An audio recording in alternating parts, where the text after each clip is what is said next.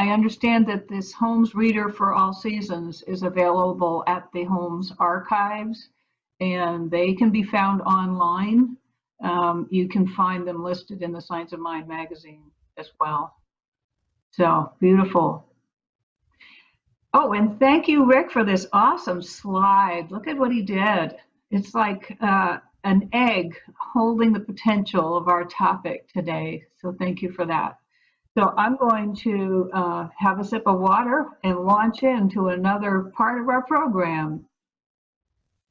So our theme for the entire month of September is spiritual psychology and you. And we've been having fun applying that to a number of different areas of our lives throughout the month so far. And this morning's topic is the spiritual psychology of world peace. It came from a few different sources of inspiration, and so we're going to take a little bit from each of those sources for our talk and for our conversation today. First of all, at sundown on Friday, Rosh Hashanah began, the Jewish New Year. And there are a couple of concepts from that we'll be looking at. We also have coming up on Monday 2 holidays, the World Day of Gratitude and the International Day of Peace. On Tuesday, we have the Fall Equinox, which is a neo-pagan celebration. So backing up, what we're going to do is look at each of those and see what they have to contribute to our conversation. And I promise I'll do the hard work of bringing it all in together, like I always do. So first of all, looking at Rosh Hashanah and the Jewish New Year, I want to tell you I found the coolest website, and I didn't spend a lot of time there. There is an opportunity to visit them between now and Yom Kippur on the 28th and watch what they have on YouTube.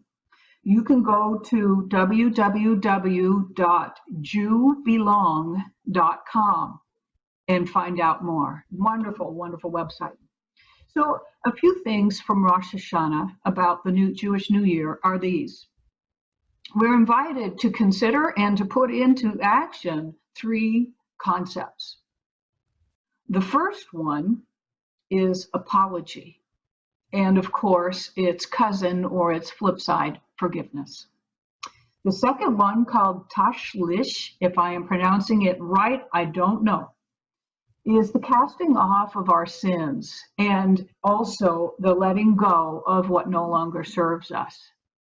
And there's a beautiful traditional way to do that, which is to cast pieces of bread onto the water, any water, and symbolically let those things go. There's also the concept of legacy. We are encouraged to ask ourselves, how will I be remembered? And what am I doing right now to make sure that's the way that turns out? So already we have apology, we have the casting off of sins and the letting go of that which is complete. And how do we want to be remembered? And what are we doing to ensure that? We add to this World Gratitude Day, which comes up on Monday, one of 2 holidays. And I'm here to tell you, if you need scientific proof, it turns out that gratitude has now been established in positive psychology as an evidence-based treatment for stress reduction and health promotion. In case you needed proof, there's that. You can also go to a website that I learned about from my employer, Rich Jones, and it is called authentichappiness.sas.upenn.edu/home. I might even put that one in the chat for you when I have a minute. It's authentichappiness.sas.upenn.edu/home. And it is a website dedicated to the study of positive psychology.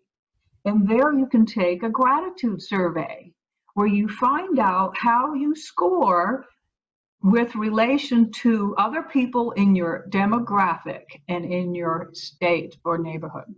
So it's a lot of fun to see how you're doing in terms of gratitude. Okay, so hang on just a second, and I'm going to do that because, you know, this is a brand new world. So let's see. Authentic happiness .sas .upenn.edu/home. That's all you need. And by the way, you can always download the chat. You can just open the chat and click on the 3 dots on the right and save the chat from anything. Okay? So there's more. Also on Monday is the International Day of Peace. And here's where we kind of pause. We might have to sit for a minute, because here's where we land on something that we may not know or we may have forgotten in our daily lives. We are all connected. And we are connected at the subconscious level, at the soul level. And when we are disturbed, we add to the disturbance of the universal, and we draw upon the disturbance that is already there.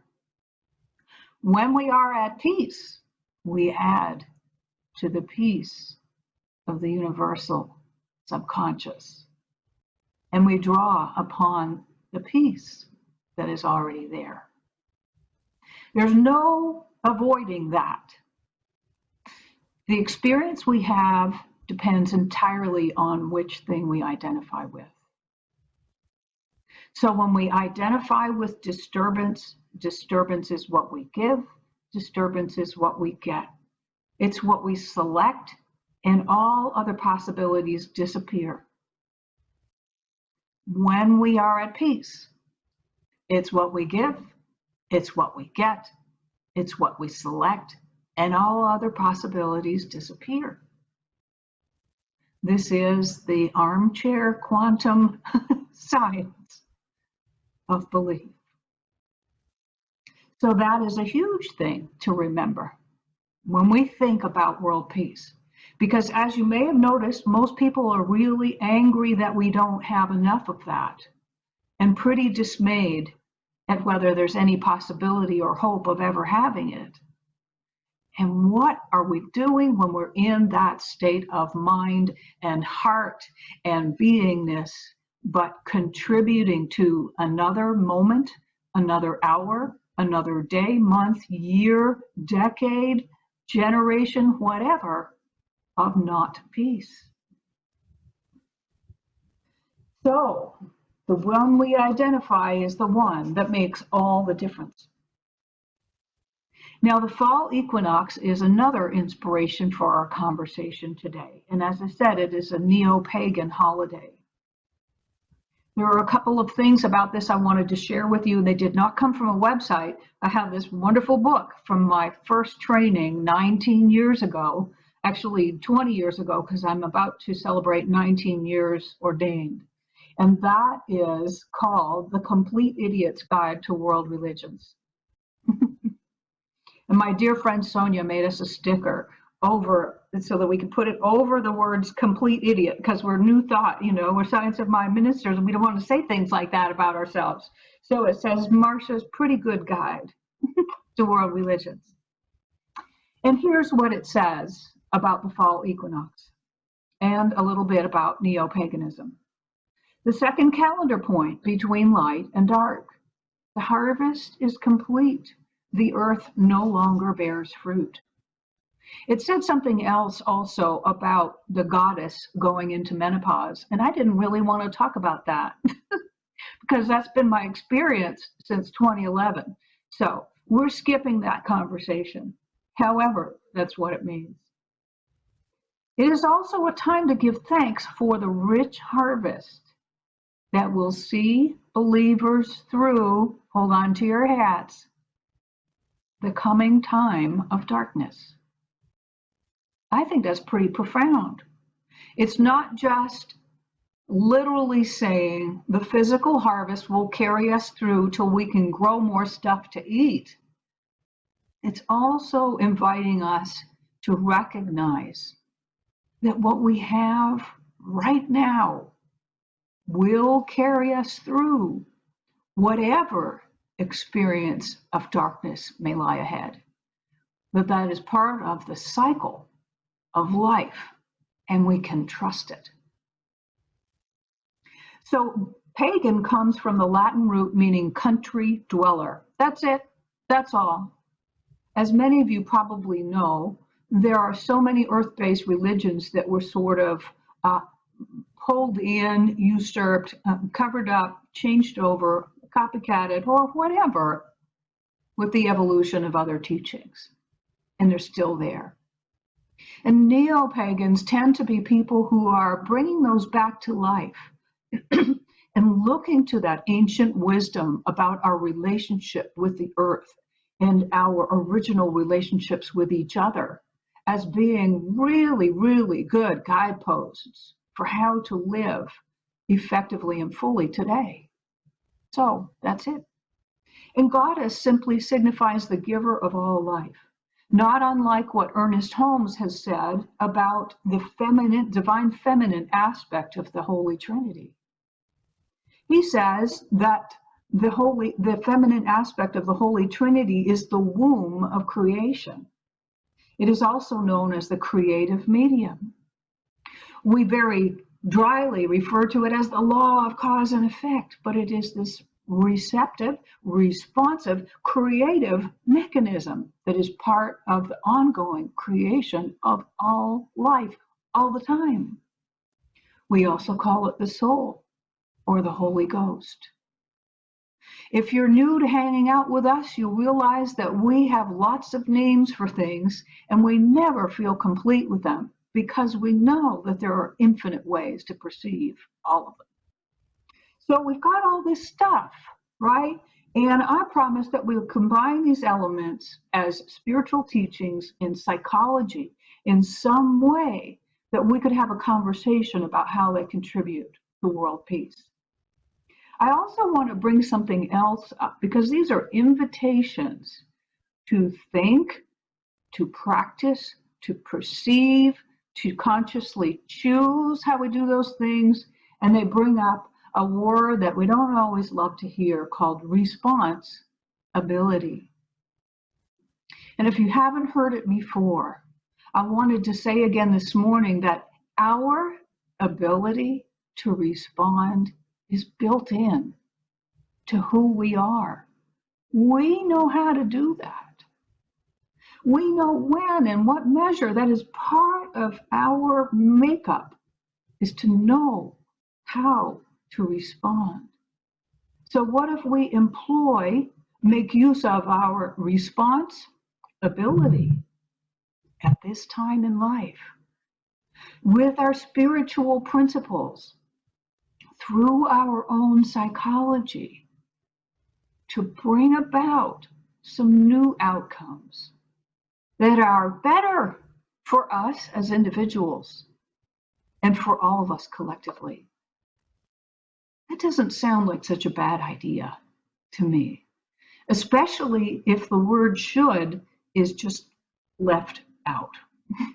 Okay, so no pressure. It is an invitation to become acquainted with your own ability to respond and to use spiritual and psychological principles to feel really good about having a better life and contributing to the collective in a positive way.